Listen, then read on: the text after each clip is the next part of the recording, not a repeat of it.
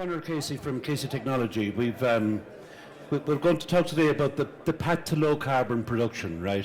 So this is a challenge that's been put in front of us by the various different documentations, but the one that's in vogue at the moment is there's a target to be carbon neutral by 2050.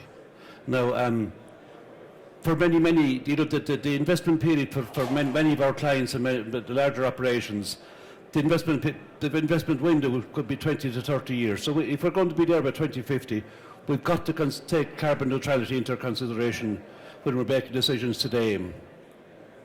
About Casey Technology, who we are, I suppose, we're Ireland leading management specialists. We're 14 energy professionals on the road, working and driving energy conservation across the country.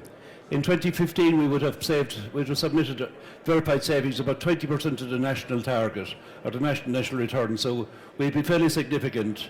We're based in Kilkenny, and we work mainly with the food sector. So we would work in food processing with some of the large clients. The areas of our areas of expertise are low carbon production, which is transition to low carbon production, and we do that mainly by introducing and installing systems compliant with ISO 50001. I think today we've about 20-25 systems installed right across major energy producers across the thing. So the thing about our carbon, and we'll talk about it later on, the carbon transition programs, is our programs are fully resourced. They're virtually fully resourced, both in human and financial terms. So we give offer total support. Following on from that, we do renewable solutions. We have we support and promote biomass boilers. To date, we have two major biomass boilers operating in milk processing. One in kind of Gold and or what is it, Oriva now, or whatever it is, yeah. And the other one is in Danone in Wexford. They'd be two of the leading milk processing plants in the country, using between them probably about 50,000 tonnes of biomass per annum. We also operate and maintain the boilers, which is necessary, and we also do promote photovoltaic as energy generation, electricity generation. Photovoltaic is newer and that. The final and third part of our business is energy monitoring, systems analysis and design. And this is important because many of the people to whom when we visit on site, the meters they've installed are generally speaking in the wrong place. So what you've got to do is you've got to design your management information system and report and generate effective management information. And equipment efficiency monitoring. We see this into the business growing very much over the next few years, where we're looking more and more into energy saving measures and into ESOS under measurement and verification process. So we see that into the business growing very, very, very much. The people we work with the likes of Dairy Gold, Keepack twice, Carberry, and a number of Irish distillers. Irish distillers is a particularly interesting project where we're looking at installing energy management right from growing barley through to the glass of whiskey. So it goes through the various different stages of production right across the piece. So that's a particularly interesting one. We also work in Maynooth University and on the commercial side of it. So to move on to our topic today, I suppose, is resource carbon production programs. And when I say fully resourced, that's what I mean. There are 3 stages in any carbon reduction program, and they're well trotted out at this stage. I've been saying it for about 20 years at this stage. So there are 3 stages in it. One is when you stabilise the patient, where you actually eliminate waste and do that horrible thing called pick up the low-hanging fruit. Then you then go in, and what you've got to do is we've got to get more and more into challenging the process inside in the plant, where we're going to look for change in terms of how they actually produce and their sequences and their processes inside the plant. And finally, at the end of that, then when you've all that done, you then come back out and you rebalance your energy supply. Many people start by putting in the new boiler first, and of course when they do all the heat recovery that they find in the boiler is totally oversized. So what we do is we work it the other way around. We eliminate waste, we challenge process, make the change inside the plant, and then come back out and rebalance. And when we rebalance, then we look at how we can reduce and bring in low carbon fuels and supply the plant that way. To go through each of those phases, what we tend to do is we will install a robust excuse me, a robust energy management system, which is compliant with ISO 50001. Not necessarily compliant with ISO 50001, but it has to be robust. Now, our systems are based on solid management information. We generate very robust management information. We baseline the plant when we come on site. We baseline the plant's performance in other words, the rear priorities. And this is in line with ISO 50001. And we'll put in a management information system, which is, as I said, supported through software as a service if required. The other thing we do is we do non-intrusive testing of your plant, in where we identify compressed air leaks, we could identify steam leaks, do steam trap surveys, and all the practical stuff that would identify and eliminate waste. And most importantly, and more and more important in terms of funding, is we do investment grade feasibility studies.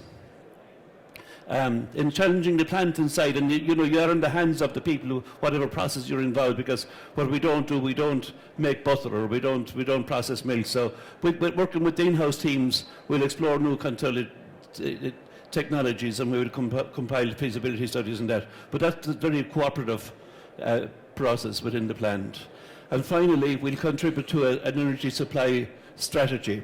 And this is something we really get our clients to sit down and think about, is to develop a strategy towards energy supply. Not just go out and replace the boiler and replace like with like. Ask them, where do bear in mind you've got to be carbon neutral by 2050. You've got to have a strategy to get there.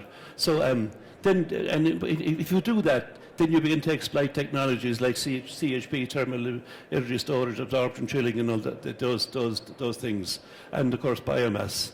We would see biomass as playing a very big role in the journey to carbon neutrality. So the question is, all of this, when I say they were resourced, how are they resourced? There are four funding sources which we use. One is TZC, which is a subsidiary of our own, which does capital investment. TZC is a platform where we can bring projects meet investment. So we have a platform where if you've got projects that you want funded, you bring it to the platform, and we'll find a funder underneath the platform to do that. The second one is Improva. Improva represent the oil industry, and the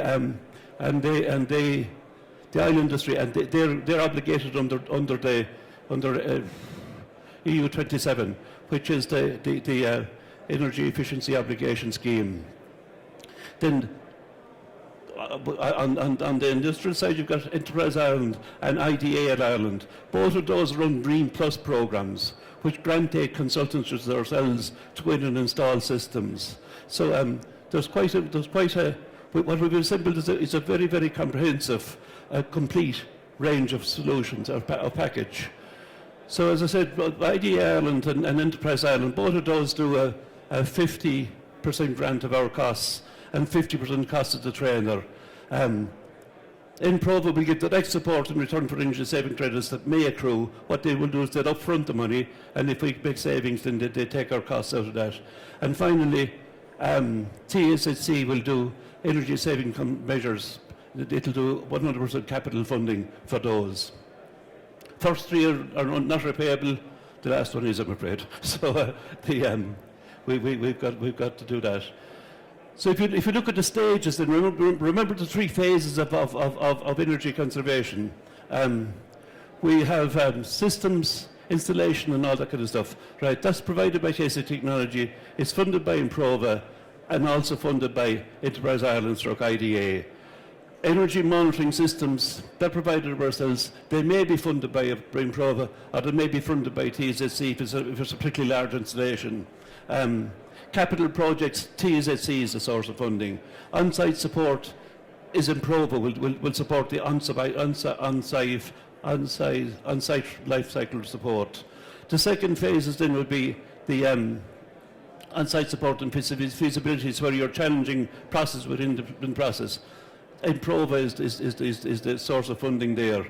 Some capital, and if there's any capital projects arise, then TZC will support that. Number three then, which is the final phase of it, where we put in boilers and all that kind of stuff, right? Yes, that there is funding for Brian Prova, maybe not 100%. There is the Enterprise Ireland have funding on their website for feasibility studies. We haven't actually used it yet, so it hasn't jumped the fences. So we don't know that. Capital projects, of course, the EZC are there to fund the major capital projects. So the other benefits of the systems that we use, you've got corporate social responsibility. Through Improva, we do the Better Energy Community Schemes, which is a grant package available through SAAI. And then you've got the Employee Wellbeing Scheme, where we run home audits for the people for tests. These are all good in developing awareness and driving awareness programs through plants, where you've got a large number of that. If you want to extend the scope to include transport, we can include transport in ISO 50001. That's about it. We're on stand 133 and stand S67. TZC on stand 67.